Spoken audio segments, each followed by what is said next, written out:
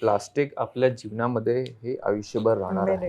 आजच्या generation is well aware about everything. माझा कचरा माझी जिम्मेदारी हे महत्वाचं आहे. जेनजीनी जी जंतर मंतर मध्ये जी मुवमेंट केली, जोपर्यंत पर्यावरणासाठी अशी मुवमेंट होत नाही तोपर्यंत लोकांमध्ये जागृती येणार नाही. कचऱ्यात कचऱ्यासारखा पैसा आहे. नाही, इथे सगळे करप्ट आहे, कोणाला काहीच करायचं नाहीये, शासन असं आहे. सॉरी, जबाबदारी उचलण्यापेक्षा ढकललेली बरी. लोकांना डेमोक्रेसीचा अर्थच कळला नाही. घनकचरा तयार होतो, त्यांनी तुमची विल्हेवाट तुम्हीच लावायची. आता काही दिवस कचरा उचलायला गाडी येते, काही दिवसांनी ती गाडी येणार नाहीये. एक तर सरकारने ना मुळात कचऱ्याची जबाबदारी घ्यायचीच नव्हती.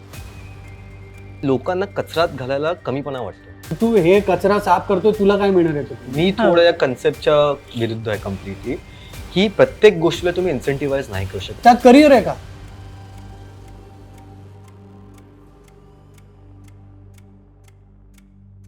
नमस्कार मंडळी, पुढची काही मिनिटं जर तुम्ही व्हिडिओ स्क्रोल करायचं थांबलात तर कदाचित तुम्ही तुमचं आयुष्य आणि देशाचं भविष्य यात काहीतरी कॉन्ट्रीब्युशन देऊ शकाल.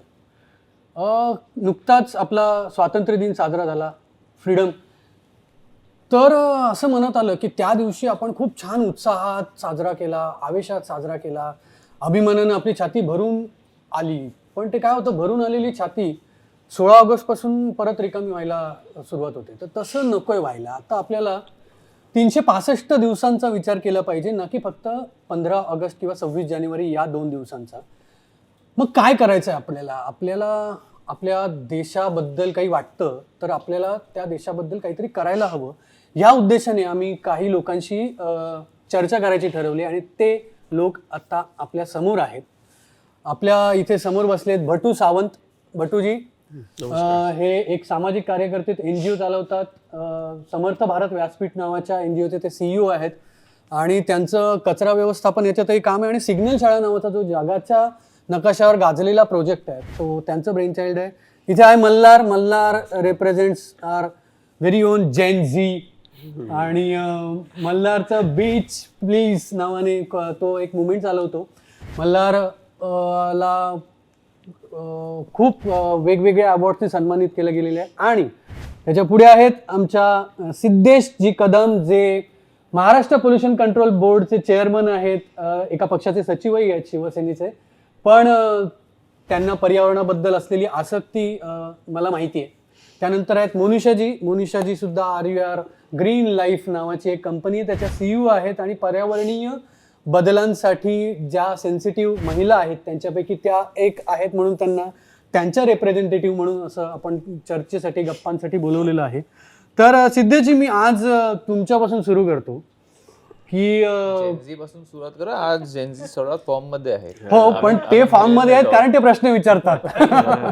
सो मी त्यांच्या तर्फे तुम्हाला प्रश्न विचारतो. चला, नॉट माइंड. तर माझा पहिला प्रश्न तुम्हाला असा आहे की स्वातंत्र्य दिन नुकताच साजरा झाला, तर तुम्हाला काय वाटतं की आपल्या देशाचा निसर्ग आता आपल्याला सगळ्यांना थँक्यू म्हणेल का इनफ म्हणेल? मला वाटतं जर आपण जर मी जेनझीच्या भाषेमध्ये बोलायला गेलो तर आम्ही मिलेनियल्स आणि आमच्या अगोदरची जनरेशन जेन एक्स, मला वाटतं जेन एक्स करेक्ट, जेन एक्स. त्याच्या अगोदरची जी जनरेशन होती ती बूमर्स. सो बूमर्स आणि जेन एक्स हे कदाचित म्हणेल थँक्यू, पण आमची जनरेशन आणि जेनझी हे म्हणेल इनफ. बिकॉज त्यांच्या जनरेशननी जे केलं बरं, तेव्हा ती काळाची गरज नव्हती. पर्यावरण संवर्धन ही काळाची गरज नव्हती. त्यावेळेला आपल्या ज्या प्रायोरिटीज होत्या त्या वेगळ्या होत्या. डेव्हलपमेंट असो, पाणी असो, रस्ता असो. पण शेवटी त्यांनी केलं ते. आता आमची जनरेशन इनफ म्हणते, बिकॉज आज पर्यावरण जतन हे करण्याची फार मोठी गरज आहे. आपण पाहतोय की आपल्या अवतीभोवती ज्या गोष्टी घडत आहेत त्या पर्यावरणाला हानी तर पोचवत आहेत, पण त्याचबरोबर पर्यावरण संवर्धन सुद्धा आपण करत नाही आहोत. म्हणून फक्त 15 ऑगस्टला आपण फक्त स्वातंत्र्य दिन आपण जो साजरा करतो, फक्त ब्रिटिशांपासून स्वातंत्र्य मिळवायचा ते आपल्या पूर्वजांनी केलं. पण शेवटी आज आपण पर्यावरणाचं संवर्धन करण्यासाठी पोल्युशन करून पण फ्रीडम किंवा बाबा एन्व्हायरमेंट प्रोटेक्शन या गोष्टीसुद्धा आपण साजरा केल्या पाहिजे. त्यासाठी आपण मला वाटतं सगळ्यांनी मिळून एक कुठेतरी काहीतरी इनिशिएटिव्ह घेतलं पाहिजे. मग ते सगळे जनरेशन असू द्या, बूमर्स, जेन एक्स, आम्ही मिलेनियल्स, जेन झी, जेन अल्फा सुद्धा. म्हणजे माय डॉटर इज जेन अल्फा, या सगळ्यांनी मिळून आता एक वेळ आलेली आहे, म्हणजे ही काळाची गरज आहे. आपण पाहताय की जून महिन्यामध्ये पाऊस नव्हता, म्हणजे एंटायर जून महिना, आणि लास्ट इयर मे महिन्यामध्येच पाऊस सुरू झालेला. अगदी म्हणजे हा आपल्याला कॉन्ट्रास्ट Contrast दिसायला लागला. म्हणजे May first week of May started raining आणि ह्या वर्षी end of June started raining. म्हणजे हा जो कॉन्ट्रास्ट एक मला दिसायला लागला. कुठे बघतोय तर कुठे फ्लड आहेत, कुठे बघतोय तर कुठे दुष्काळ आहे. सगळे ब्लेम करतात अल निनोवर. अल निनो आपण बरेच वर्ष ऐकतोय. आज या वर्षी आपण कुठेतरी रिसर्च केला आणि सगळे त्यांना ब्लेम करतो. पण ठीक आहे, ही काळाची गरज आहे, आपण सगळ्यांनी त्याच्यावर विचार केला पाहिजे असं मला वाटतं. आम्ही मस्करीत असं म्हणायचो, या कमी दाबाच्या पट्ट्याला पट्ट्याने मारला पाहिजे. पण खरं तर पट्ट्याने मारण्याची वेळ आपण जे प्रदूषित करतोय त्यांना आहे, की तुम्ही कुठला भारत पुढच्या पिढीच्या हातात देताय, स्वतंत्र भारत की प्रदूषित भारत, याचा आपण विचार केला पाहिजे. बटूजी, तुम्हाला सिद्धेजींच्या बोलण्यात एक छान वाक्य आलं आता की तेव्हा आमच्या प्रायोरिटीज वेगळ्या होत्या. हे खरं आहे, कारण शेवटी आपण जेव्हा स्वतंत्र झालो तेव्हा आपली परिस्थिती अशी होती की कुठल्या गोष्टीला प्रायोरिटीज द्यायच्या आणि काय द्यायच्या. त्यामुळे साहजिकच आहे की त्या विषयामध्ये प्रायोरिटीच्या याच्यामध्ये समस्या निर्माण होतात. पण मी नेहमी असं म्हणतो की त्यावेळेसच्या पिढीच्या प्रायोरिटीज वेगळ्या होत्या, त्यांच्यामुळे काही समस्या निर्माण झाल्या, परंतु त्यांनी पिढीजात ज्या गोष्टी प्रॉपर्ट्या दिल्या त्या तुम्ही सांभाळल्यात ना. बरोबर. मग त्यांच्या समस्या पण तुम्हाला सांभाळायला लागणार. जर तुम्ही समस्या नाही सांभाळणार आणि प्रॉपर्टी मला हवी आहे पण त्यांची समस्या नको, तर असं नाही चालणार. मग हे जे झेन जी असतील, पुढची झेन अल्फा असेल, तर त्यांना थोडंसं तरी मागचं सांभाळायला लागणार. चला मग जेन झी कडे येऊया. मल्हार,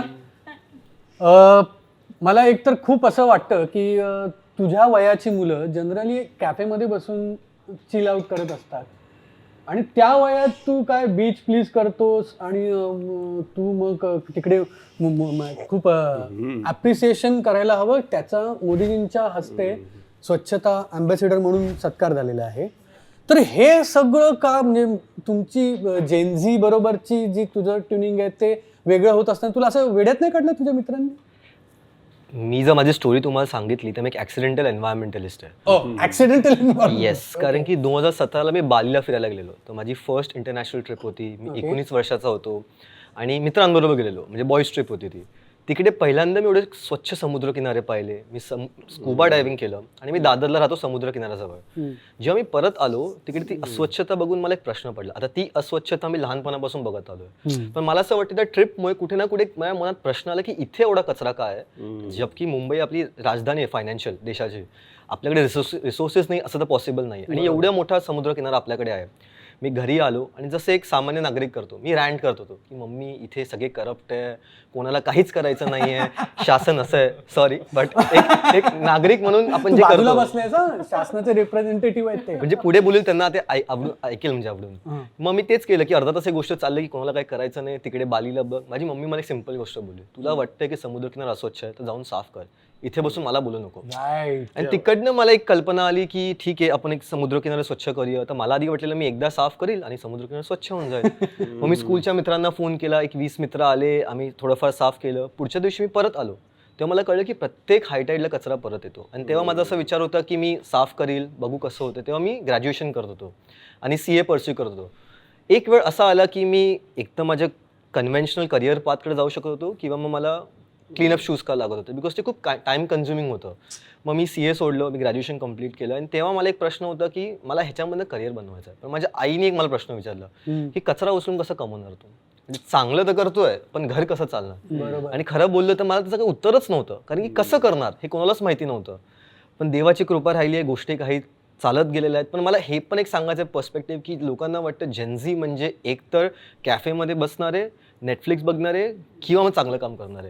जर तुम्ही बघाल आमच्या कम्युनिटी नाव काय आहे, बीच प्लीज. त्याचा अर्थ काय, तुम्ही बीचवरती जा, जबाबदारी घ्या बीच साफ करायची, मग तिकडे बसून चिल पण करा. म्हणजे तुम्ही ते सगळं करा जे तुम्हाला आयुष्यात केलं पाहिजे. पिक्चर बघा, नेटफ्लिक्स बघा, बाहेर फिरा, जे करायचं करा, पण एक जबाबदार नागरिक पण बना. वा, मला हे ऐकून मला खूप बरं वाटलं, कारण एक आमच्या पिढीमध्ये कसं होतं, जबाबदारी उचलण्यापेक्षा ढकललेली बरी, आणि हे ढकलण्यापेक्षा उचललेली बरी या नोटवर तुम्ही काम करताय. आता आपण मोनिशाजी तुमच्याकडे येऊया की तुम्ही काय जबाबदारी उचलता. तर तुम्ही RVR ग्रीन लाईफच्या मार्फत सगळ्या या पर्यावरणमध्ये काम करता. तर कसं काय काय काम आहे तुमचं? रिसायकलिंगमध्ये तुम्ही खूप काम करता. तुम्ही मोनिशाजींनी काय केलंय तर आपले जे टेट्रापॅक कार्टन्स असतात ज्याच्यातून आपण ज्यूस पितो, दूध पितो, यांचं सगळं रिसायकलिंग करून त्यांनी बेंचेस तयार केलेत आणि चेंबूरमधल्या एका शाळेला तुम्ही बेंच दिले. तर ती काय प्रक्रिया आहे? आमची जी ऑर्गनायझेशन आहे आर ग्रीन लाईफ, आता 16 वर्ष आम्ही हे वेस्ट रिसायकलिंगमधनं मुद्दा घेतला आणि काम करतोय. मी पण अशीच सुरुवात केली होती. असं काही पर्यावरणाबद्दल काही विचारच नव्हता, कारण there was no need. Everything आमची जी लाईफ होती खूप कम्फर्टेबल होती. पण जेव्हा मी आई झाली, माझे 2 मुली आहेत, आता 22 वर्षाची, 21 वर्षाची, तेव्हा लहान होते आणि तेव्हा मला हे बीच बघून मुलांना कुठे घेऊन जायचं. मी पण माहीमला राहते, बीच तर फिरायला मिळत नाही, पार्कात जायला वॉकिंग पॉसिबल नव्हतं आणि वेस्टचं पाईल्स बघत होती. तेव्हा मी मोटिवेट झाली आहे आमच्या घरात सुरुवात करायची, आम्ही काय करू शकतो. तर दॅट्स हाऊ आमची ऑर्गनायझेशननी रूट घेतलं आणि काम सुरू केलं. पण मी ॲक्च्युली हेच म्हणते की मी पण बीच क्लीनअप सुरुवात केली होती. आणि जेव्हा हे वेस्ट आम्ही गोळा करतो ना बीचमधून मुलांना घेऊन, ते कोणी घेत नाही, कारण ओला असतं, त्याच्यात माती असते, त्याचं व्हॅल्यूच नसतं, म्हणजे त्याला काय बनवायला. तर ते मी माझ्या गाडीत ठेवली 1 महिना ते वेस्ट.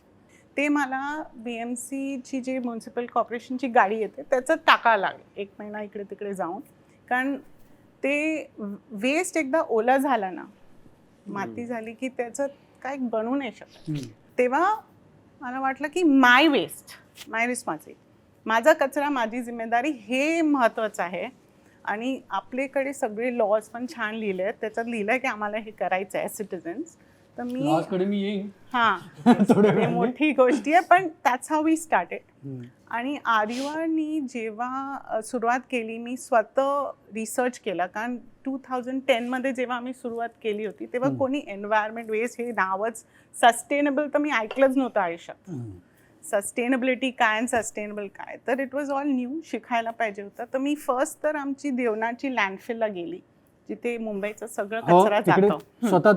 स्वतः गेली आणि मी म्हणते की सगळे मुंबईकर तिथे जा आणि बघा, तुमचा वेस्ट तुम्हाला मिळेल तिकडे, कारण ऑल वेस्ट गेट्स कलेक्टेड आणि तिकडे डंप होतं. आणि आपली म्युन्सिपल कॉर्पोरेशन खूप मेहनतीने हे सगळे गोळा करून पाठवतं, कारण त्यांना इथे थोडी सिटीमध्ये ठेवू शकतो आपला वेस्ट. आणि हे झिरो वेस्ट गोल पण आयडियल आहे, रिअलिस्टिक नाही. Some waste there is no answer to. तर आम्ही तिकडे जाऊन ते मोठं पाहिलं डोंगर, आणि तिकडे चालायला गेलो, एवढा धुवा असतं, गाय असते, मुलं असतात. I mean it's quite I opener. आणि ते बघून मला वाटलं हे माझं आणि माझे मैत्रीण, नेबर सगळ्यांचा कचरा तिथे जातोय आणि आम्ही काय करू शकतो. बट आम्ही 100% खूप करू शकतो ॲज अ सिटिझन. तर मी स्वतः घरात सुरुवात केली आणि रिसर्च केला. वॉक विथ माय वेस्ट म्हणतात ना, वेस्ट बरोबर चाला, कुठे जातो. असं मी टेट्रापॅक कार्टन्स आमच्या घरात घेतलं आणि विचार केला कुठे. पण टेट्रापॅक प्रायव्हेट लिमिटेड जी कंपनी आहे, चाकणमध्ये त्यांची फॅक्टरी आहे, ते ह्याचं रिसायकलिंगची जी टेक्नॉलॉजीज आहे, त्याचं इनोव्हेशन आहे, ते खूप वर्ष आधीच काम करत होते, माझ्यापेक्षा आधी. आणि एक रिसायकलिंग फॅक्टरीला मी जाऊन पाहिलं की असे कार्टन्सला, तुमची माझा असेल, अमूल छास असेल, त्याला ते असं चटणी बनवतात, एक मोल्डमध्ये टाकतात आणि वूड सारखे शीट्स बनवतात. You can replace wood and lots of furniture can be made. तर मी म्हणाली की हे तर लोकांना माहितीच नाही आहे.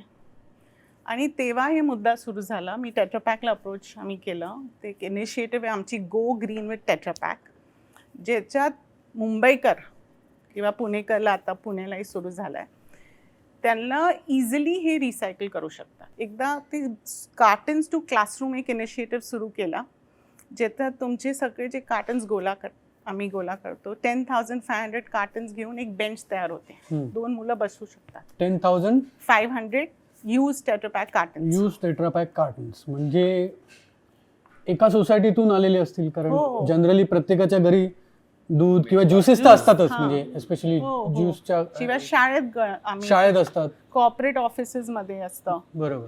तिकडे तुम्ही त्याच्यातून एक बेंच बनतो. असं किती बेंचेस तुम्ही बनवले आता 2,000च्या वर. 2,000च्या वर. सो हा खरा एक बेंचमार्क म्हणू शकतो आपण, की यांनी सेट केलेलं आहे की याच्यातून बेंचेस बनवू शकतात.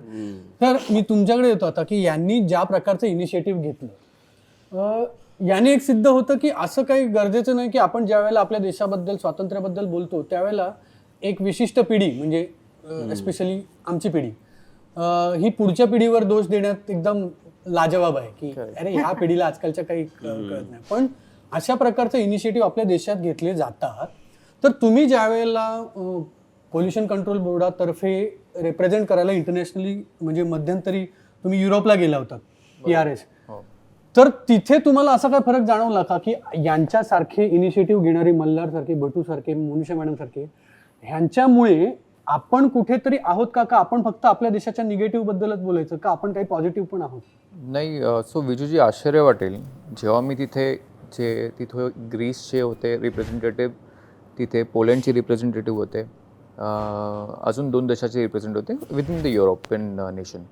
सो आपल्या देशामध्ये जसं मनुष्यजी म्हणाला की आपले laws are much more way forward than त्यांचे लॉज. म्हणजे दॅट इज अ फॅक्ट. आणि we all sat to discuss the regulation आणि पॉलिसीबद्दल आमचं जे पॅनल डिस्कशन होतं ते. So they were also झॅप to know की आपले जे लॉज आहेत, आपले जे पॉलिसीज आहेत, we are way ahead of that.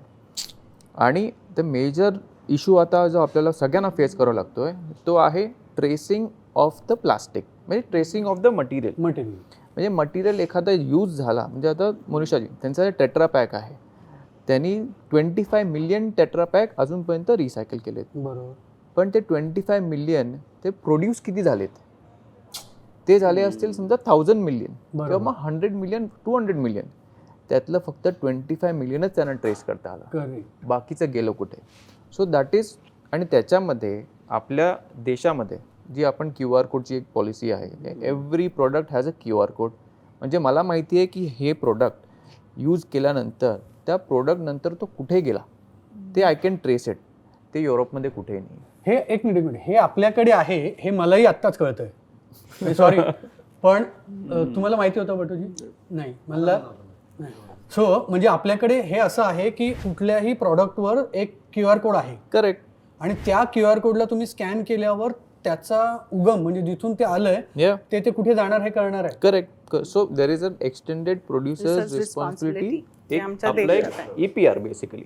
So त्याच्यामध्ये जर एखादी कंपनी आहे ते टेट्रापॅक किंवा कुठलंही प्लास्टिकचं मटेरियल जे पॅकेजिंग मटेरियल बनवत आहे ती त्याची रिस्पॉन्सिबिलिटी आहे की त्यांनी ते रिसायकल प्रोडक्ट एक सर्टन पर्सेंटेज, आता ते 30% आहे. म्हणजे जर तो 100 बॉटल बनवतोय त्यातल्या 30 bottle should come from a recycled RPET. Lot of work is going on and that is have become a circular economy which all answer Malhar's question. Because circular इकॉनॉमीमध्ये शेवटी इट इज आजच्या तारखेला recycling become a major business.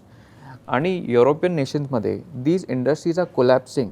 The only reason त्यांच्याकडे रिसायकलिंगचं मटेरियलच येत नाही आहे. त्यांच्याकडे मटेरियल्स येत नाही.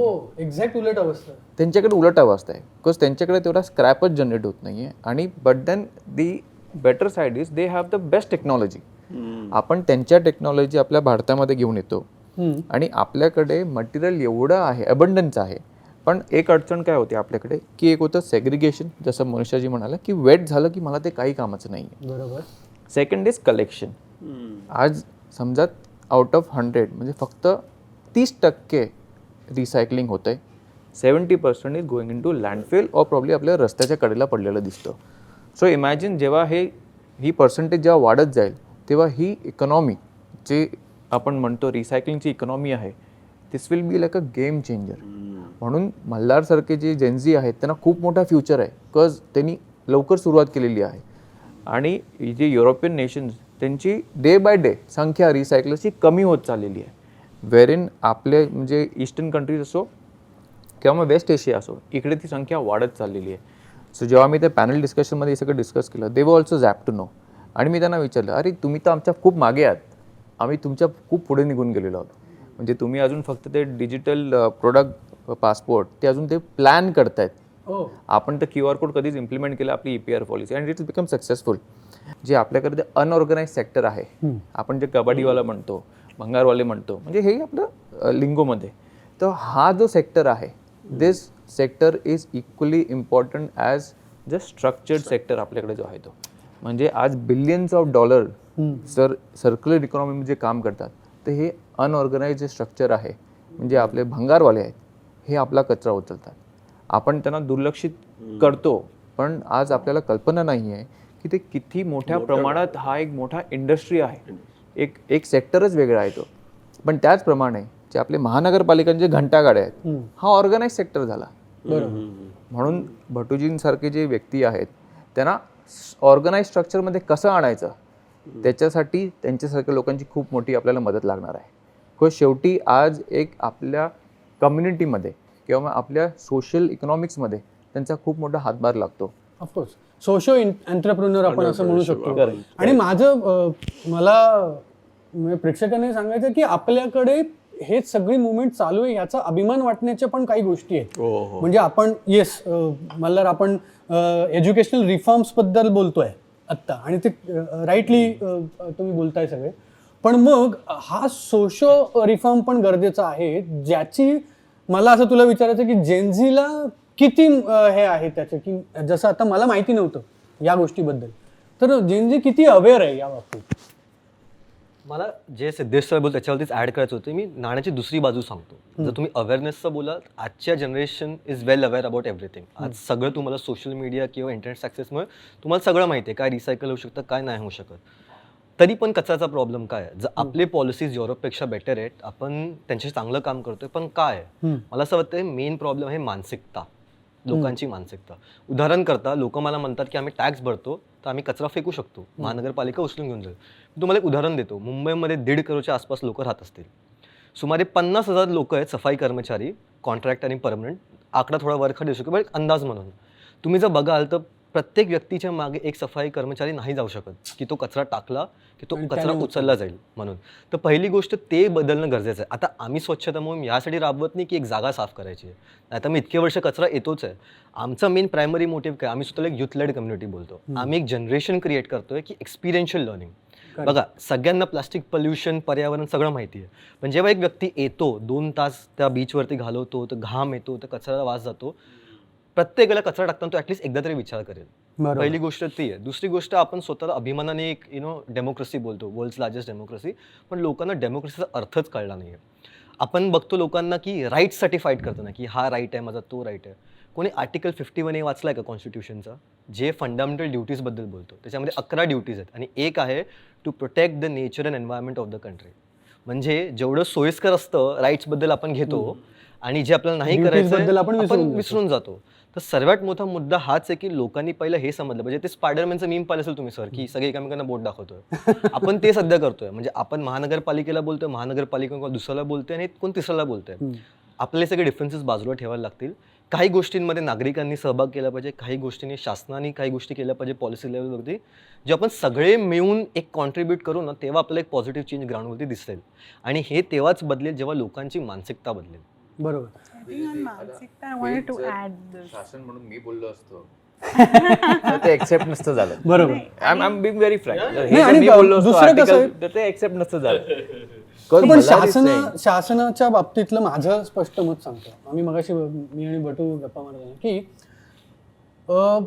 मला जबाबदारी शासनावर का टाकायची? शासन म्हणजे मीच आहे ना. म्हणजे मी जर एक पेन वापरलं, बटूने मस्त उदाहरण दिलं होतं, माझ्या खिशाला एक पेन आहे, मी ते पेन वापरतो, मग त्यातली रिफिल संपली की मी ते पेन फेकून देतो आणि मी एक्सपेक्ट करतो की शासनाने यावं ते पेन उचलून त्याचे काय ते विल्हेवाट लावलं. अरे पण पेन कोणी वापरलं?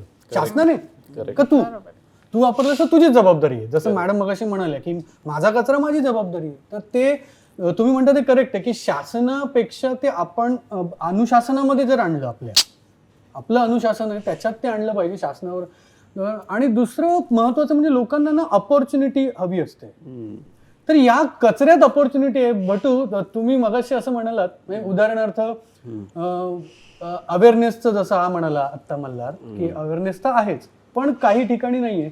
तर याच्यात इकॉनॉमी कशी इन्व्हॉल्ड आहे की काय आहे का? म्हणजे तुम्ही आता कचरा विचक माणसांबरोबर पण काम केलं आणि एक त्या सेग्रिगेशन वेस्ट मॅनेजमेंट मध्ये काम केलेलं आहे. काय अपॉर्च्युनिटी? नाही, आता 17-18 वर्ष इकडे या क्षेत्रात काम केल्यानंतर एकतर या जगात पेट्रोकेमिकल जो इंधनाचा जो व्यवसाय आहे, त्याच्यानंतर तो दुसरा कुठला व्यवसाय असेल तर तो कचरा आणि भंगार हा व्यवसाय होऊ हा शकतो. व्यवसाय एवढं प्रचंड त्याच्यानंतरचा- मोठं पोटेन्शियल. हा, बर, जसं मगाशी तुम्ही म्हणालात की युरोपमध्ये रिसायकल करण्यासाठी येत नाही, पण आपल्याकडे खूप गोष्टी आहेत. प्रचंड आहे. पण आता याच्यात होतं काय माहितीये का, की जसं असतं की शेतकरी आहे तो अन्नधान्याचा अन्नदाता म्हणतोय, पण त्या अन्नदात्याचे प्रश्न आहेत ना, तो अन्न उगवून पण त्याला काही नाही होत.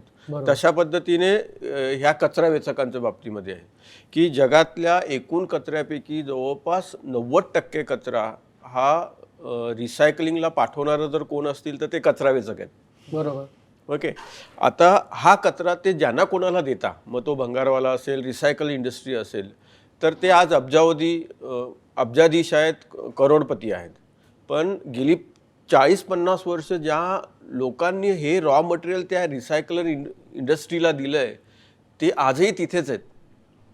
हा, आणि एक छोटंसं त्यातलं उदाहरण आपण घेऊया. मगाशी आपण जसं बोललो, प्रत्येकाच्या घरात नारळ असतो, त्या नारळाची करवंटी असते. तर तो प्रश्न पडतो की हे मी वेट वेस्ट मध्ये टाकायचं का ड्राय वेस्ट मध्ये टाकायचं. तर त्या नारळाच्या करवंटीची इकॉनॉमी मगाशी जी सांगितली ती मला सांगा. म्हणजे आपल्याला ते तुमचा interesting मुद्दा आहे ना.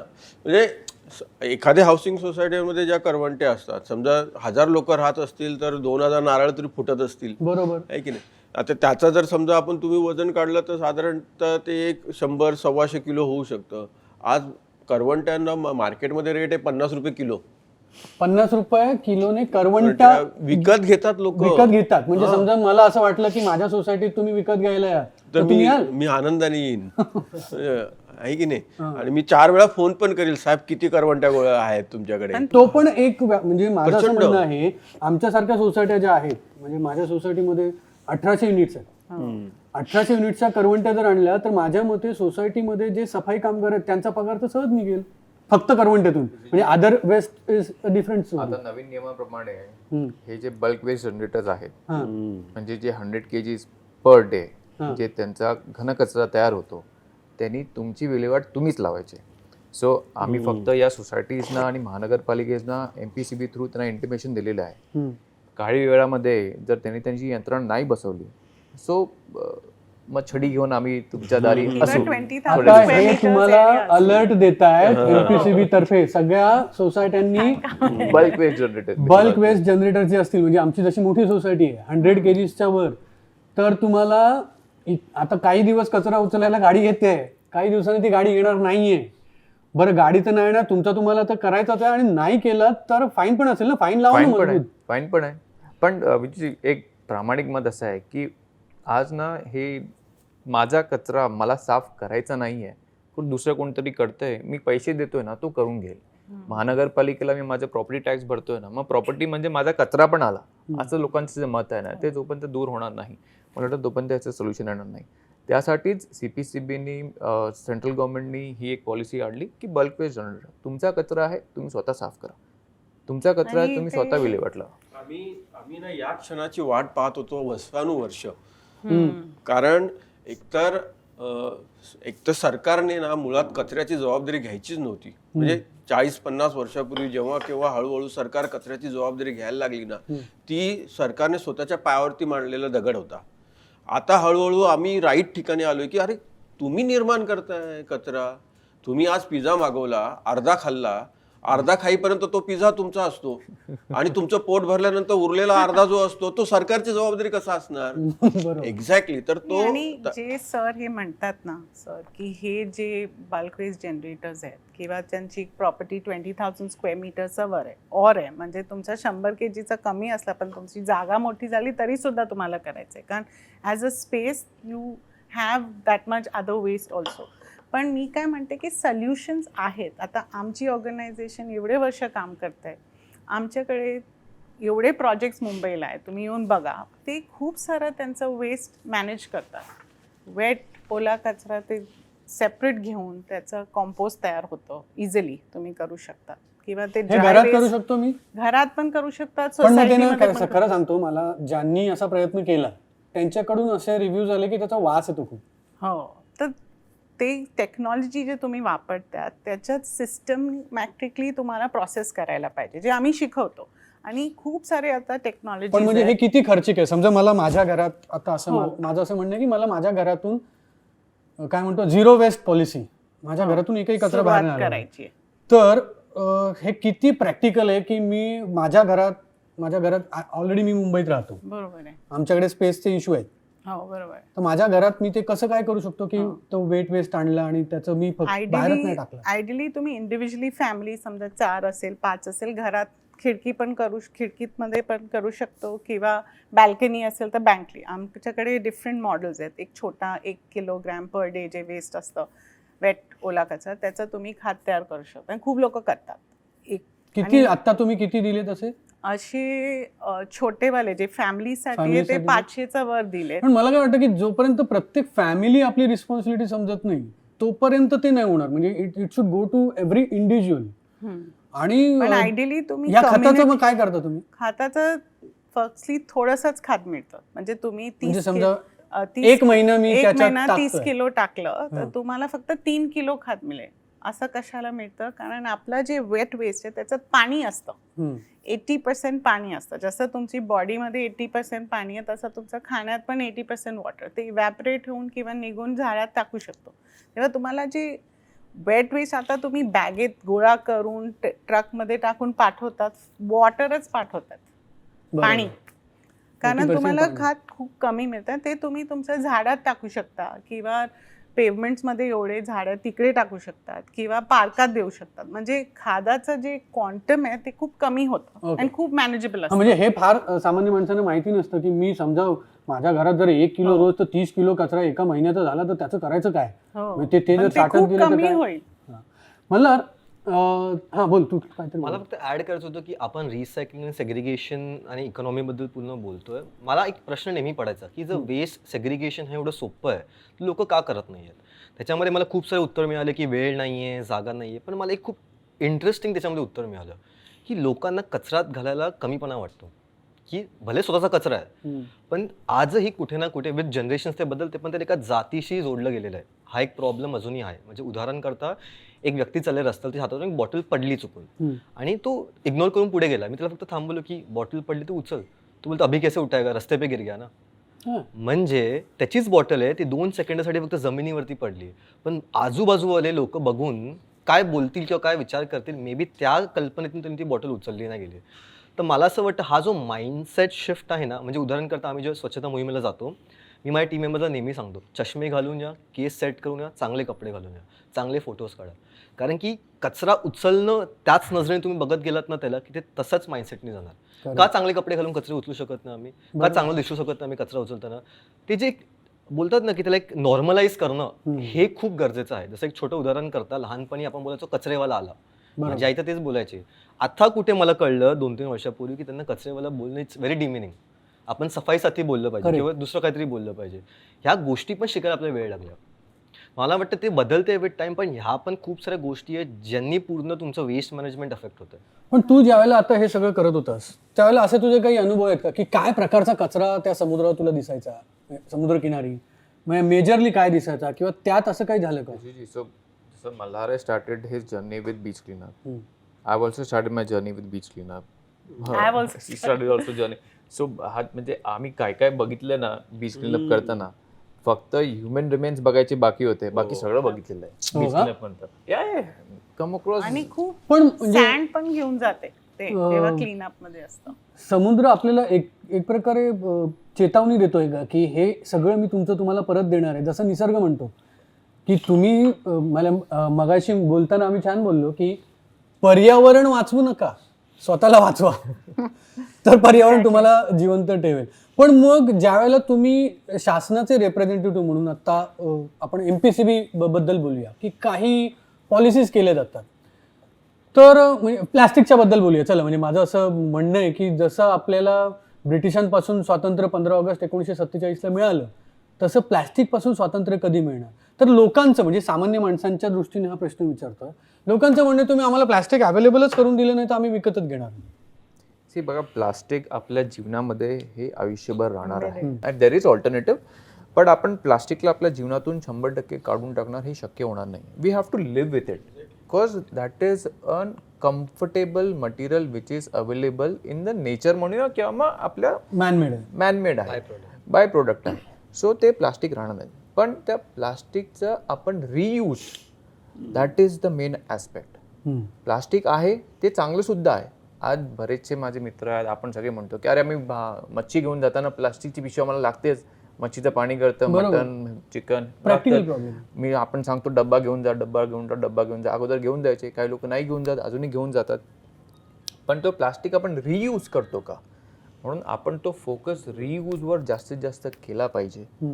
As a policy maker, as a government organisation आमचं म्हणणं तेच आहे, ठीक आहे आम्ही बॅन आहे, 100% सिंगल यूज प्लास्टिक हे बॅन आहे आणि त्याच्यावर इम्प्लिमेंटेशन सुद्धा होतं. पण जसं मल्हार म्हणाला की जर त्या व्यक्तीने ती बॉटल पडली, त्याची बॉटल आहे, त्यांनी नाही उचलली, सो त्याच्यामध्ये as a policy maker, as a government body, की बाबा आज महाराष्ट्राची जनता आहे 12 कोटी, भटूजी आहे, भटूजीच्या मागे एक माणूस मी उभा नाही ठेवू शकत की हे त्याचं पालन करतात की नाही करतात. ही सिविक रिस्पॉन्सिबिलिटी आहे. बरोबर. की हे शासनाने बॅन केलंय, त्याच्यामागे काही तज्ज्ञांनी विचार केलेला आहे आणि का बॅन केलेलं आहे. जसं आम्ही म्हणालो की आम्ही सगळे बीच क्लीनअप म्हणून आमची सुरुवात झालेली आहे, आम्ही स्वतः डोळ्यांनी पाहिलेलं आहे.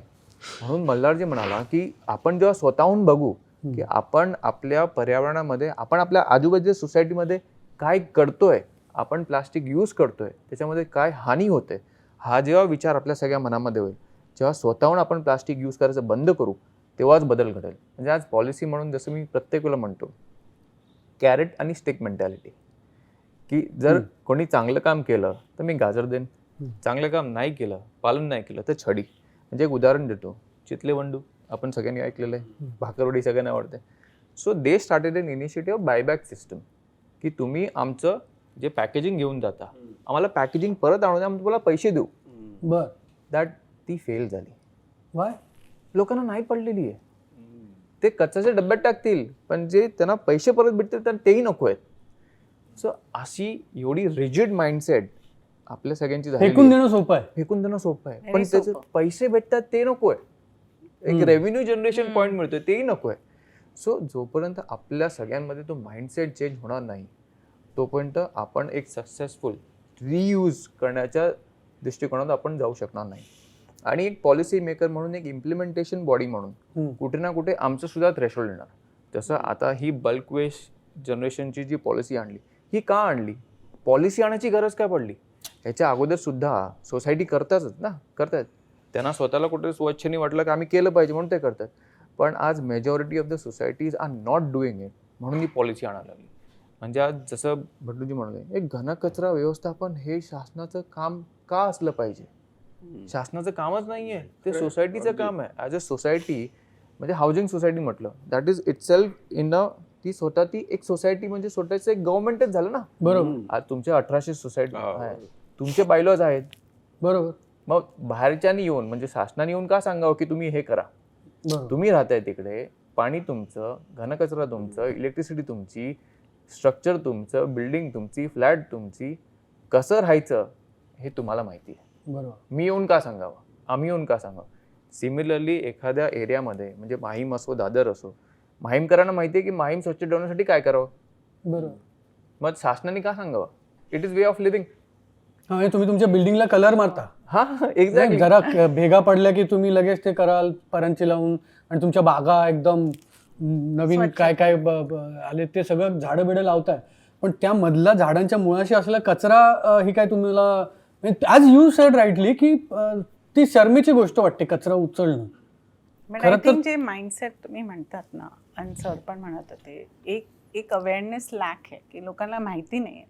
पण जेव्हा आता आम्ही जे प्रोजेक्ट्स केले, छोटे आहेत, खूप करायला पाहिजे होतात, पण ॲज यू सेड माइंडसेट, पण मी पाहिलं की लोकांना पॉझिटिव्ह स्टोरीज दाखवले ना, म्हणजे तुम्ही खाद दाखवलं, खादपासून टमॅटो झाला किंवा फुलं वाढले, किंवा तुम्ही कोणाला बेंच दाखवला, टेट्रापॅक कार्टन्समधलं जे बनलेला बेंच आहे, किंवा आम्ही गार्डन्समध्ये पण गार्डन बेंच टाकला. तर नवीन टेक्नॉलॉजी आली आहे, पेवर ब्लॉक्स, पॉलिॲल मटेरियल जे टेट्रापॅक कार्टन्समधनं गोळा करून आम्ही शिवाजी पार्कमध्ये पूर्ण असं पाथवे बनवलं आहे, फुल्ली रिसायकल, आणि तिथे लिहिलं पण आहे फुल्ली रिसायकल. ते लोक जेव्हा वेस्ट टू रिसोर्स पाहतात ना, ह्याच्या आमचं जे आम्ही खाणं खाल्लं त्याच्यानी आमचं हे तयार झालं आहे, तेव्हा खूप मोटिवेट होतात. तर लोक सेग्रिगेशन जे आहे, and there is a process. घरी बायका आजकाल कामं पण करतात, ऑफिस पण जातात, मुलांनाही सांभाळतात. आता माझी तुम्ही बघा, ते it's a responsibility right. And त्याच्यात थोडा वेळ लागतं सेग्रिगेशन करायला. लोकांना स्पेस पण नसतं. छोट्या छोट्या घरात कुठे किती बिन्स ठेवणार, हे प्रॅक्टिकल चॅलेंजेस आहेत. पण स्पेस आहे, तुम्ही काढू शकता. आता आमच्याकडे एवढे सोसायटीज आहेत, ते ऑलमोस्ट 90% वेस्ट मॅनेज होतं. तर ते पॉसिबल स्टोरीज जे आहेत, पण म्हणजे हे खरं आहे, zero waste is possible practically? आता एवढे वर्ष काम मनीषाजी आता केलंय. जे बोललेत ना की पॉसिबल आहे, याचं म्हणजे आता सिद्धेशजी पण बोलले की त्या सोसायटीची जबाबदारी. मी तर आता त्याच्या पलीकडे जायला तयार आहे की ती सोसायटीचा विषय सोडून द्या, त्या घराची जबाबदारी आहे. म्हणजे आता ठाण्यात ते जे काय आपला समर्थ भारत व्यासपीठ प्रोजेक्ट रिव्हायटलायझेशनमध्ये 2 लाख लोक आहेत. ठाणे शहरातली 2 लाख लोक आहेत जो त्यांचा कचरा त्यांच्या घरात आठवडाभर साठवून ठेवतो, सुका कचरा. आणि आठवड्यातून एकदा स्वतः तो माणूस, मग कुठल्या मोठ्या कंपनीचा तो VP असू दे आणि आणखीन काही असू दे, तो स्वतः त्याचा कचरा घेऊन खाली येतो. आमची गाडी तिकडे जाते, त्या गाडीमध्ये तो कचरा टाकतो. आणि हे जर बघायचं असेल ना, त्यांचे स्वतःचे फ्लॅट 2-2, 5-5 करोड रुपयाचे 3 BHK 2 BHK वाले फ्लॅटमध्ये राहणारी ही लोक आहेत. पण आज 2 लाख लोक अशा पद्धतीची ही खूप ही लोक चांगली आणि चळवळ. महत्वाची, ही म्हणजे stories मी नेहमी असं दाखवली म्हणतो की की लोकं पर्यावरण motivate चळवळ गेल्या आम्ही- दशकात होती, आता म्हणजे गरज आहे. तर तुमच्या अशा lobby- प्रकारच्या इनिशिएटिव्हची MPCBने थोडीशी घेतली पाहिजे ना जबाबदारी थोडीशी, किंवा त्यांना बॅक केलं पाहिजे. ते 100% विजयजी. म्हणून मी माझ्या प्रत्येक इंटरॅक्शनमध्ये आपल्याला कल्पना असते की ग्रीन प्रवाह म्हणून आमचं एक कॅम्पेन आम्ही चालू करणार आहोत. ह्या इनिशिएटिव्हजना सपोर्ट करण्यासाठी, म्हणजे सपोर्ट सर्व्हिसेस म्हणून आपण त्यांना नक्कीच आम्ही त्यांना सपोर्ट करणार आहोत त्या ग्रीन प्रवाहाच्या कॅम्पेनच्या अंतर्गत. म्हणून दरवेळेला आमचं ॲज MPCB आमचं एक पुढाकार म्हणून आमचं एक जबाबदारी असते की हे जे चांगले काम करतात, म्हणजे आज मनीषाजी असतील, मल्हार असेल, भटूजी असेल, ह्यांना एक प्रोत्साहन देणं, म्हणजे कुठल्याही प्रकारचं प्रोत्साहन असो, ती आमची जबाबदारी आहे. बिकॉज ह्यांच्यासारखे आज हे 3 लोक आहेत, हे 3चे 300 कसे होतील, 3000 कसे होतील, 3 लाख कसे होतील, आमच्यावर त्याच्यावर जोर असतो. बिकॉज शेवटी जोपर्यंत आज जेनजीनी जी जंतर मंतरमध्ये जी मुवमेंट केली, जोपर्यंत पर्यावरणासाठी अशी मुवमेंट होत नाही, तोपर्यंत लोकांमध्ये जागृती येणार नाही. बघा, शासन जागृत आहे या बाबतीत. असं नाही की पर्यावरणाच्या संदर्भात शासन जागृत नाही आहे. त्याच्याशिवाय अनेक गोष्टी पॉलिसी वगैरे होत नाही. नाहीतर काही आम्हाला काही स्वप्न येत नाही की अरे आज ही उठून ही पॉलिसी करूया. पण जोपर्यंत ही जागृती होत नाही, म्हणजे जनजागृती होत नाही, जसं मनुष्य म्हणे की अवेअरनेस होतो, पण अवेअरनेस झाल्यानंतर त्याच्यानंतर इम्प्लिमेंटेशन ही जनतेची जबाबदारी आहे. आज एज्युकेशनल रिफॉर्म ही आणण्याची जबाबदारी ही शासनाची आहे, त्याच्यावर नक्कीच काम होईल. पण आज हा जो अवेअरनेसचा भाग आहे आणि जनजागृतीचा भाग आहे, आणि त्याच्यानंतर इम्प्लिमेंटेशन, एक्झिक्युशन, ह्याच्यामध्ये जोपर्यंत सिटिझनचा सपोर्ट भेटणार नाही, तोपर्यंत ह्या पॉलिसीचा काही अर्थ होत नाही. मला सिटिझनच्या सपोर्ट बद्दल मला असं म्हणायचं की मला काय मिळणार त्यातून? मी थोडं या कन्सेप्टच्या विरुद्ध आहे कम्प्लिटली, की प्रत्येक गोष्टीला तुम्ही इन्सेंटिव्हाइज नाही करू शकत. काही ठिकाणी जरूरत असते डेफिनेटली, बट मला असं वाटतं आपण स्वातंत्र्य दिवस मनवतोय. काही महापुरुषांनी त्याची किंमत चुकवली आहे म्हणून आपण इथं करतोय. त्यांनी विचारलं होतं का आम्हाला काय मिळालं? मला असं वाटतं की मे बी हे खूप जास्त प्रीची होऊन जाईल, बट आपली प्रत्येकाची जबाबदारी आहे, आपल्या देशासाठी हे योगदान आहे ते नाही, समजलं पण ते पाहिजे. तर आहे. पण मला सांग, मग ज्या वेळेला तुला तुझ्या आईने विचारलं की तू हे कचरा साफ करतोय, तुला काय मिळणार आहे, त्यावेळेला तू काय उत्तर दिलंस? मला माहित नाही, जे होईल ते होईल. आणि खरंच नव्हतं पण माहिती. नाही, पण काहीतरी मिळालं पाहिजे ना. एक मिनिट, मला प्रॅक्टिकली तुला विचारू, तू जेनझी रिप्रेझेंट करतो, बरोबर. मला समाधान मिळतं ही बाब आहेच, पण त्यात करिअर आहे का? करिअर आहे नक्की 100%. I will contradict to what you said. See, आज ना पीपल लाईक यू ते फार कमी आहे. म्हणजे जो यंग जनरेशन आहे, बिकॉज एक तर the kind of lifestyle what they see, म्हणजे काही गोष्टी चांगलं वाईट त्याबद्दल जाणार नाही, म्हणजे यंग जनरेशन, आणि त्यांना ॲक्सेसिबिलिटी आहे बिकॉज ऑफ द टेक्नॉलॉजी, आणि त्यांना त्यांच्या दे आर ॲम्बिशियस, म्हणून त्यांना जोपर्यंत माझा फायदा काय आहे हे आपण पटवून देत नाही. Correct. म्हणजे हे world wide That is why I आहे, said. हे वर्ल्ड वाईड आहे, आणि ह्याच्यामध्ये फायदा आहे. म्हणून मी सुरुवातीलाच युरोपचं उदाहरण दिलं की तिकडचे जे इंडस्ट्रीज आहेत they are shutting down because त्यांना तिकडे फायदा दिसत नाही आहे. पण इथे जे कंपनीज आहेत, सो एव्हरी इयर इथे नंबर ऑफ रिसायकलर्स, म्हणजे आमच्याकडे त्याचे जे अर्ज येतात एव्हरी इयर, सोडा महिन्याला नवीन अर्ज येतात, बिकॉज रिसायकलर्स आर पॉपिंग अप. आणि ते चांगलं आहे आपल्या देशासाठी. का? त्यांना फायदा आहे त्याच्यामध्ये.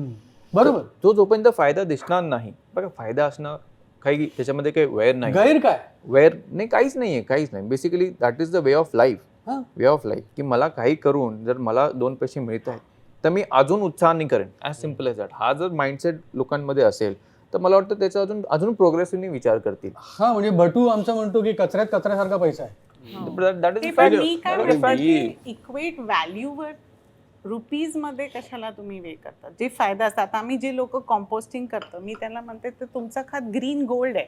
हे सगळं प्राइसलेस आहे. हे बरोबर आहे, हे प्राइसलेस आहे, हा मुद्दा आहेच, हे आणि- खूप जबरदस्त आहे. पण when it comes to practical life problem काय होतो, मला म्हणजे सामान्य माणसांचं मी म्हणतोय की मला कंटाळा येतो. कचरा आहे तो एका पिशवीत भरलं, गाठ मारली आणि दिलं फेकून की सॉर्टेड आहे. कंटाळा येतो आणि जोपर्यंत मला कळत नाही की ह्याच्यातून मला काहीतरी मिळणार आहे, जसं बटू म्हणाला की याच्यातून काहीतरी मिळू शकतं, म्हणजे मी जर सुका कचरा त्यातल्या करवंट्या जर मला पैसे देणार आहे, त्यातलं प्लास्टिक रिसायकलिंग जर मला पैसे देणार आहे, तर मी निदान प्रयत्न करेन. म्हणजे मी प्रॅक्टिकली बोलतोय की सगळ्या लोकांचा तीच मानसिकता असते. तर याच्यात समजा तरुणांनी उतरायचं झालं, मल्हारच्या आईला जर उत्तर द्यायचं झालं की मल्हार काय करणार आहे कचरा गोळा करून, तर मला एक बॉलपार्क फिगर सांग की एखादी कंपनी जर मल्हारने सुरू केली आता जी वेस्ट मॅनेजमेंटमध्ये, तर लोकांसाठी हे कळलं पाहिजे की काय ऑपॉर्च्युनिटीज आहे. वेस्ट मॅनेजमेंटमध्ये आत्ता जर कंपनी सुरू केली तर मला असं वाटतं की देशातल्या पहिल्या 5 टर्नओव्हरच्या कंपन्यांनंतरची कंपनी ती होऊ शकते. मला- पण नाही तो एक विषय आहे. Big scope. आम्ही आता आपण ठाण्यामध्ये कोपरीत जे waste management centre Siddhesh sir आम्ही उभं केलं ना, साधारणतः वर्षभरात 50,000 विद्यार्थी फक्त फील्ड ट्रिपसाठी तिथे येतात. आणि बरीचशी मुलं येतात, MSc वाली मुलं येतात, हे इंजिनिअरिंगची मुलं येतात. मी म्हटलं अरे तुम्ही व्हिजिट करताय सगळं ठीक आहे, तुमच्यापैकी कोण भंगारवाला व्हायला तयार आहे? जो भंगारवाला तो व्हायला तयार असेल त्याच्या पाठीमागे मी माझी सगळी ताकद लावायला तयार आहे. कारण अरे पैसा आहे, तुम्ही फार फार तर काय करणार, जाऊन कुठेतरी नोकरीला देणार आणि इंटरव्ह्यू देणार आहेत. त्याच्याऐवजी जर तुम्ही हे असं केलं तर खूप पण आणि काही मुलं आता तयार व्हायला लागले त्या सगळ्या प्रोसेसमध्ये. आता माझा एक मित्र आहे, त्याने शहाळ्यांचा व्यवसाय सुरू केला. त्याच्यापासून उत्तम तो कोकोपीट बनवतोय, कॉयर बनवतोय. आता पेनमध्ये जे सगळे आपल्या गणेश मूर्ती बनतात त्याच्यासाठीचं कॉर जे आहे ते सगळं ठाण्यातले माझे 2-3 मित्र पाठवतात त्यांना तिथे. किंवा कोकोपीट जे आहे ते एक्सपोर्ट होतंय, कारण तिकडे कोकोपीटची इतकी प्रचंड मागणी आहे आणि आपल्याकडे शहाळी भरपूर आहेत. पण म्हणजे एक मला नंबर वाईज जर म्हणायचं झालं की कोकोपीट जो तुझा मित्र तयार करतो, तर काय साधारणतः त्याचा टर्नओव्हर असेल आता अंदाजे? तो साधारणतः आता 5-5.5 कोटी रुपये त्याचा टर्नओव्हर आहे आता वर्षाला. फक्त शहाळी जमा फक्त करून त्याचं शहाळी. कोकोपीट. मी ना एक छोटं ब्रेकडाऊन करतो. आज जे आपण हे जे सगळे सॉफ्ट ड्रिंक पितो, ठीक आहे, त्याची recycle value is 15 rupees per kg. So that is RPET आपण म्हणतो त्याला. सो आता हे जे सगळे कोकोकोला आहे, बिस्लरी आहे, या सगळ्यांना 30% कंपल्सरी रिसायकल प्लास्टिक यूज करायचे. ओके. ते आता समजा मी कलेक्ट केलं, 15 rupees per kg is the value what I get. ह्यांची रिसायकलिंग युनिट आहे, मी ह्यांना 15 रुपीज पर kg मी मला पैसे दिले. हे समोर कितीला विकतात? 55 rupees per kg. O 55 rupees per 55. So kg. all these MNCs they are buying at 55 rupees per kg. So तुम्ही बघा हा प्रॉफिट मार्जिन कितीचा झाला. आता इथे तर आता सिद्धेजी याच्यात आणखीन एक गंमत आहे की 55ला तो ॲग्रिगेटर विकतो, पण तो ॲग्रिगेटर ज्या रिसायकल कंपनीला जो विकतोय ना त्याला 70 रुपये मिळत आहेत. ओके, बरं तो 70 रुपये रिसायकलर जो आहे तो 70 रुपयाला जो घेतोय, तो जेव्हा त्या प्रोडक्ट बनवणाऱ्या कंपनीला विकताना तो परत 150 रुपयाला विकतोय. त्यामुळे 25 रुपयांनी घेतलेली ती 150 रुपयाला जाते. सो हे जेव्हा हँड चेंज होतात ह्याच्यामध्येच प्रत्येक सेगमेंटला प्रॉफिट मिळतं. म्हणून आता ह्या प्रोडक्ट मॅन्युफॅक्चरने काय केलंय, त्यांनी स्वतःच कलेक्शन करायला सुरुवात केली. म्हणजे त्यांना सुद्धा कळलंय की आम्ही हे रिसायकल प्लास्टिक आम्हाला एवढ्याने भेटू शकतं, पण आम्ही एवढ्याने घेतो. आणि आता डे बाय डे आता 30% आहे, इव्हेंच्युअली ते 40% होईल, 50% होईल, 60% होईल. त्यांना कंपल्सरी यूज करावंच लागेल. म्हणून त्यांना सुद्धा कंपल्सरी हे रिसायकल प्लास्टिक, रिसायकल जे मटेरियल आहे हे त्यांना मार्केटमधून किंवा मग जागून उचलावंच लागेल. त्यांना त्याच्याशिवाय पर्याय नाही. आणि जे व्हर्जिन प्लास्टिक म्हणतो, जेव्हा व्हर्जिन प्लास्टिक म्हणजे पेट्रोकेमिकलचे कंपनीज आहेत जे व्हर्जिन प्लास्टिक बनवतात, त्याची डे बाय डे जेव्हा कॉस्ट वाढत जाईल आणि आरपेटची कॉस्ट कमी होईल, तेव्हा ऑटोमॅटिकली ह्याच्यामध्ये, म्हणून आपण सारखं मी आणि भटूजी तेच एम्फसाइज करतो की it has lot of potential in this recycling. म्हणजे मग क्रिएटर इकॉनॉमी जसं आपण म्हणतोय की आता we are moving towards creator, segregator economy पण आपण विचार करायला हरकत नाही. म्हणजे जर सेग्रिगेटर इकॉनॉमी या प्रकारचा प्रॉफिट देणार असेल तर मला असं वाटतं की करिअर करू इच्छिणाऱ्या लोकांनी याच्याकडे अत्यंत सिरियसली, म्हणजे फक्त पर्यावरण किंवा दोन्ही गोष्टी सोशल जाणीव, no both the things are happening at the same point of time ना. हा तेच ना, म्हणजे तुम्ही बिझनेस सुद्धा करताय आणि तुम्ही पर्यावरणाला सुद्धा जतन करताय, दोन्ही. And there is no harm in that. जर त्या इंटेन्शनने तुम्ही काम केलं तर तुम्ही सस्टेन होणार. नाहीतर एक पॅशन म्हणून जर फक्त पर्यावरण ओढत राहिलो, कधीतरी पॅशनला सुद्धा व्हायटमिन एम लागतं. व्हायटमिन एम नाही भेटलं तर तो पॅशन फक्त घरापुरता राहतो आणि फक्त सोशल मीडियापुरता मर्यादित राहतो.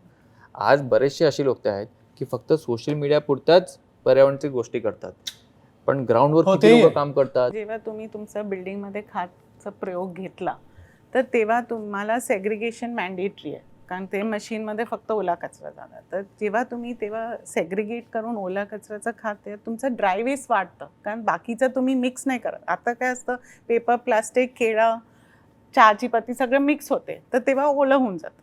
आणि ते सेग्रिगेट करून ते तुम्ही इकॉनॉमीमध्ये टाकला, सिस्टम सर्क्युलर इकॉनॉमी, म्हणजे तुम्हाला जी रेव्हेन्यू मिळते ड्राय वेस्टमधनं, ते तुम्ही खातची मशीन किंवा खातचा जे प्रयोग आहे त्याच्यात तुम्ही एक फंड करा आणि म्हणजे सगळे बेनिफिट होतं, पैसे पण कमी. हां, तर तुम्ही कुठलाही एक गोष्ट किंवा तुम्ही ड्राय वेस्ट पासून सुरू करा, तर तुम्ही वेट वेस्टला मॅनेजमेंटला जाऊ शकतो, तिकडनं तिकडे जाऊ शकतो आणि तुमचं जे रिसायकलिंग पर्सेंटेज आहे ते वाढत जाईल.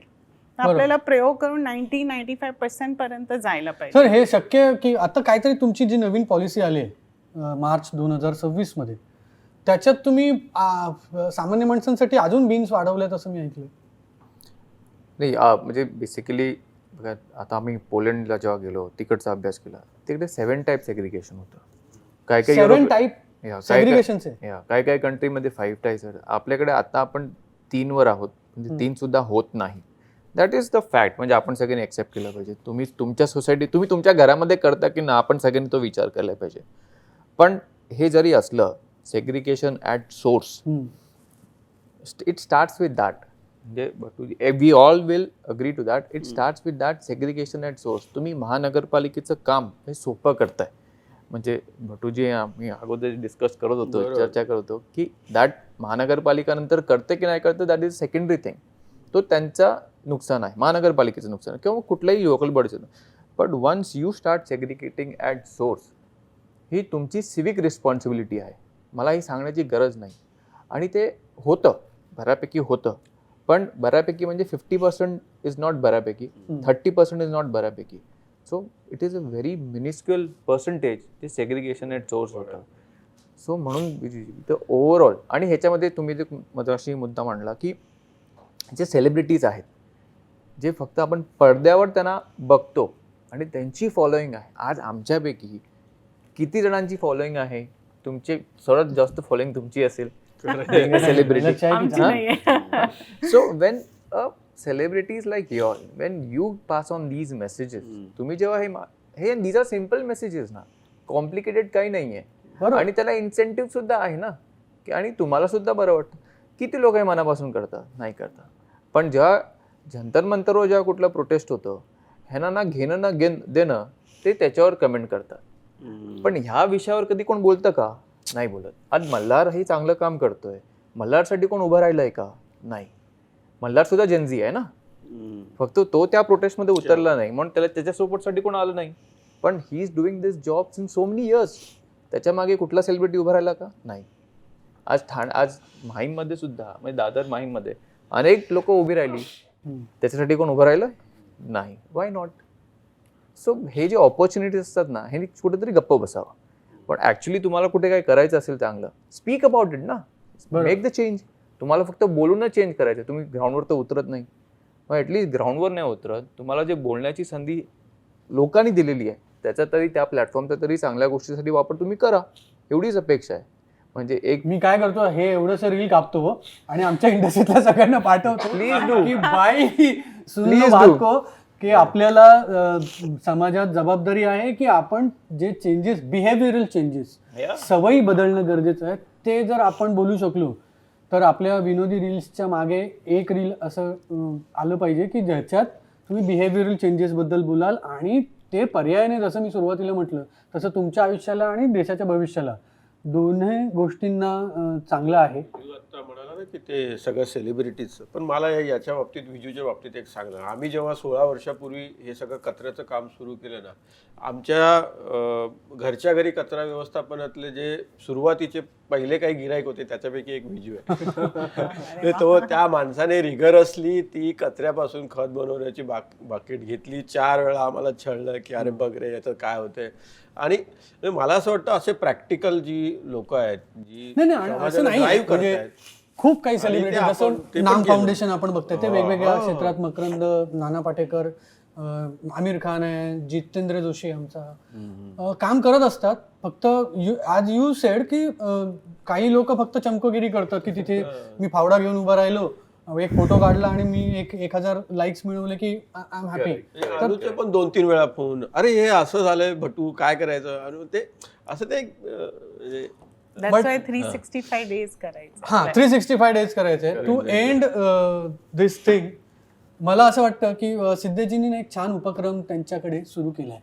तुम्हाला सांगायला मला अत्यंत आनंद पण वाटतोय आणि आय फील प्राऊड की तुम्ही असा काहीतरी विचार केला की 15 ऑगस्टच्या आदली जी पूर्वसंध्या आहे 14 तारखेला, त्या पूर्वसंध्येला त्यांनी त्यांच्या आजूबाजूच्या विभागातील सगळ्या सोसायट्यांमध्ये जाऊन एक पत्रक दिलं की तुम्ही ज्यावेळेला झेंडावंदन कराल, त्या झेंडावंदनला तुम्ही राष्ट्रगीत तर म्हणालच, त्यासोबत एक प्रतिज्ञा म्हणा की जी सगळ्या लोकांनी म्हणायची, आणि ती प्रतिज्ञा म्हणायला त्यांनी सगळ्यांना विनंती केली.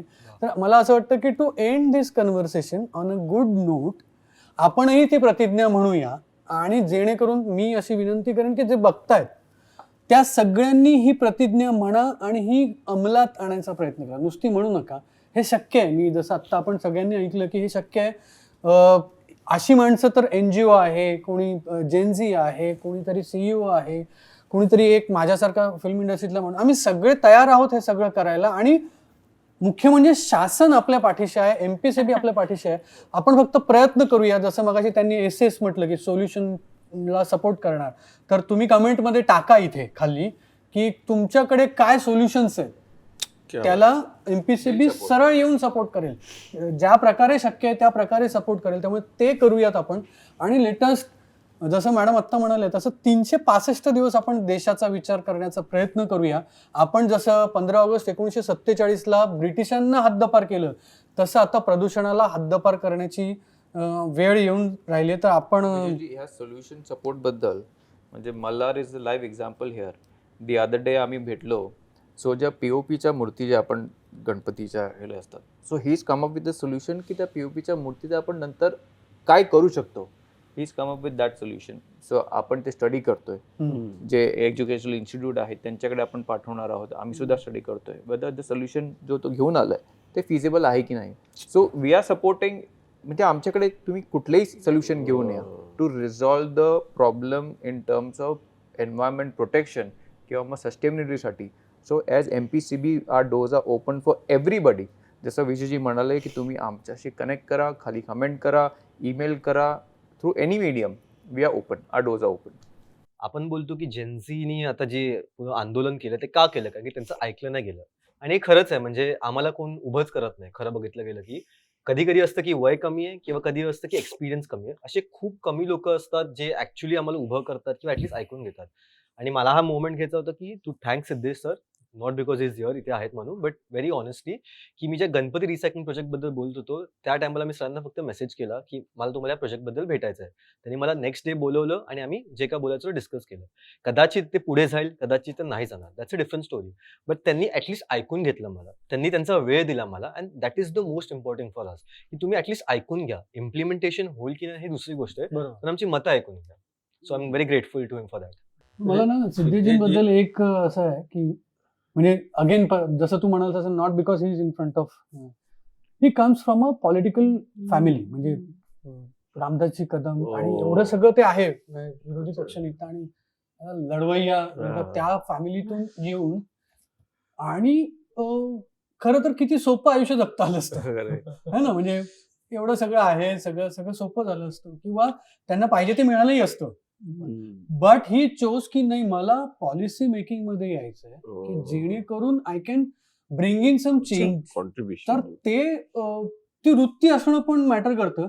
आणि जसं जेनझी म्हणतं की येस रिफॉर्म पाहिजे, तसं यांचं म्हणणं आहे की रिफॉर्म पाहिजे. हे खूप अप्रिशिएबल आहे की रिफॉर्मचा विचार करून कोणतरी येतं, not only my self and my career and my selfish विचार करून येणं खरं सोपं होतं त्यांना.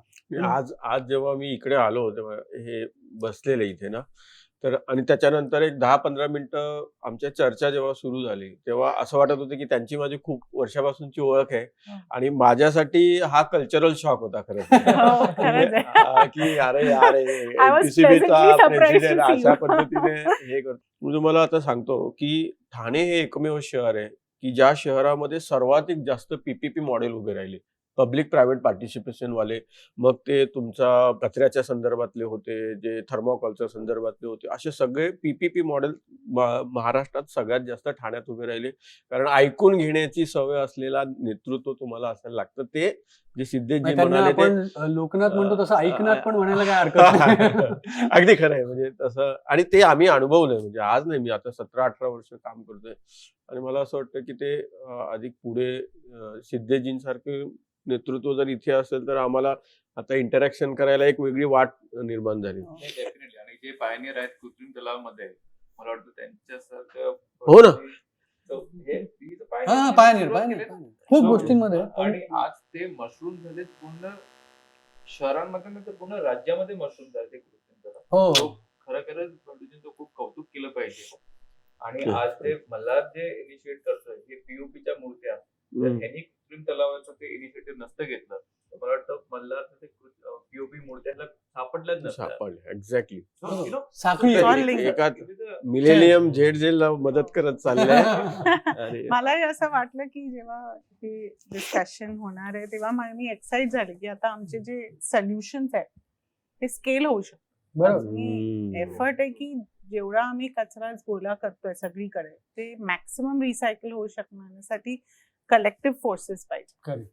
अच्छा, माहीम ते सावंतवाडी हो. असं कोस्टल क्लीनअप ड्राईव्ह अशा पद्धतीचा एक इनिशिएटिव्ह आता आम्ही सध्या किहीम मध्ये काम करतोय. आम्ही 2 ऑक्टोबरला चला, सिद्धेशजींना सुरू करू. इन्व्हाइट केलं. आपण सुरू शुभस्य करू. शीघ्रम. एकदम. आता या चर्चेतच आपण असं सुरू करून टाकूया की माहीम ते सावंतवाडी असा अख्खा जो आपला समुद्र किनारा आहे महाराष्ट्राला लाभलेला, किती 720 किलोमीटर, 720 किलोमीटर तो अख्खा समुद्र किनारा आपण मला you should take initiative to lead करायला हवं असं मला वाटतं.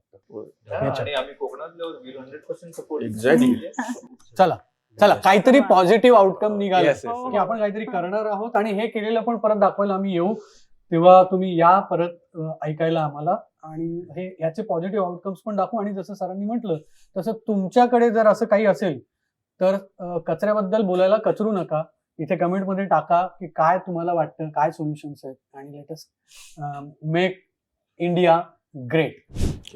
मला असं वाटतं ना आजच्या याचं फलित काय की आपण टाइमपास आणि गप्पा याच्यातून आउटकम काय मिळालं, तर आउटकम हे इतकं सुंदर मिळालं की शासन आपल्या पाठीशी आहे.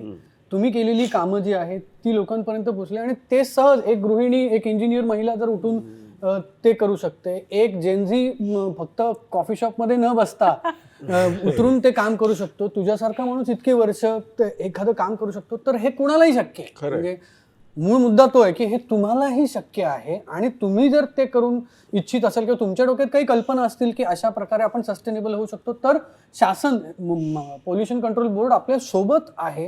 हे खूप चांगलं आउटकम आहे. मला वाटतं या चर्चेचा आउटकम बेस्ड चर्चा आपली झाली. मी त्या प्रतिज्ञा घेण्याआधी सगळ्यांचा आभार मानतो की तुम्ही इथे आलात आणि हे केलं, आपली मतं व्यक्त केली, दिलखुलास बोललात. काही मुद्द्यांवर आपण एकमेकांशी डिफर पण झालो, पण हे गरजेचं आहे की जोपर्यंत संवाद आहे तोपर्यंत आशा आहे की आपण पुढे जाऊ शकतो, आपण प्रगती करू शकतो. संवाद खुंटला की काय होतं हे आपण बघितलंच आहे गेल्या काही दिवसात. तर थँक्यू या संवादाबद्दल. आणि मी असं विनंती करतो सगळ्यांना की आपण आपल्या छातीवर हात ठेवूया आणि शपथ घेऊया. आपण म्हणूया, मी शपथ घेतो की मी शपथ घेतो की 15 ऑगस्टला मी ज्या अभिमानाने 15 ऑगस्टला मी ज्या अभिमानाने आपला राष्ट्रध्वज हातात धरला होता, ज्या राष्ट्रध्वज हातात धरला होता, त्याच अभिमानाने त्याच अभिमानाने 16 ऑगस्ट पासून 16 ऑगस्ट पासून मी माझ्या देशाची मी माझ्या देशाची माती, हवा आणि नद्या स्वच्छ ठेवीन. माती, हवा आणि नद्या स्वच्छ ठेवेन. मी सिंगल यूज प्लास्टिकचा वापर टाळेन. मी सिंगल यूज प्लास्टिकचा वापर टाळेन. माझा कचरा माझी जबाबदारी समजून वेगळा करेन. माझा कचरा माझी जबाबदारी समजून वेगळा करेन. जशी माझी देशावर भक्ती आहे जशी माझ्या देशावर भक्ती आहे तशीच माझी जबाबदारी आहे. तशीच माझी जबाबदारी आहे. निसर्गाचा सन्मान, निसर्गाचा सन्मान, एका दिवसाची देशभक्ती न ठेवता एका दिवसाची देशभक्ती न ठेवता 365 दिवसांची सवय बनवेन. 365 दिवसांची सवय बनवेन. जय हिंद, जय महाराष्ट्र, जय वसुंधरा. जय हिंद, जय महाराष्ट्र, जय वसुंधरा. Thank you so much. Thank you. Thank you.